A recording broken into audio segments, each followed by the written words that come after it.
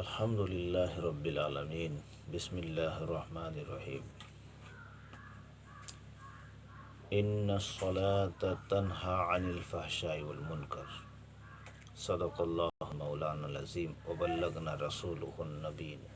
الامین الکریم، ونحن علی ذلک لمن الشاہدین والشاکرین والحمد للہ رب العالمین۔ میرے عزیز و دوستو، میں نے قرآن کریم کی آیت کو پڑھا۔ بے شک نماز تمام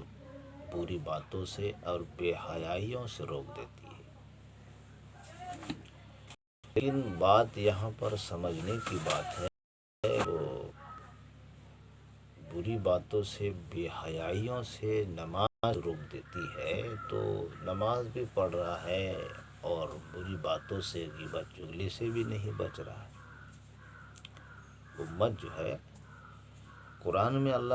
کا کہ نماز تمام بری باتوں سے بے حیائیوں سے روک دیتی ہے، تو اب یہاں سمجھنے والی بات ہے، جب بری باتوں سے برے کاموں سے روک دیتی ہے تو غیبت چغلی تو برا کام ہے، غیبت اور چغلی یہ تو برا کام ہے۔ تو جب انسان نماز بھی پڑھ رہا ہے اور برا کام بھی کر رہا ہے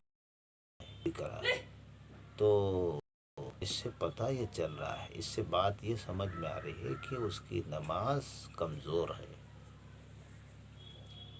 جب نماز اس کو صحیح راستے پر نہیں چلا پا رہے، غیبت چغلی سے نہیں بچا پا رہے، رشوت اور سود سے چغل خوری سے نہیں بچا پا رہے، تو اس سے پتہ چل رہا ہے کہ نماز کمزور ہے۔ جب یہ نماز دنیا میں صحیح راستے پر نہیں چلا پاتے تو پھر پل صراط کا پل تو 1500 سال کا راستہ، دوسرے میں تو فرمایا کہ 70,000 سال کا راستہ،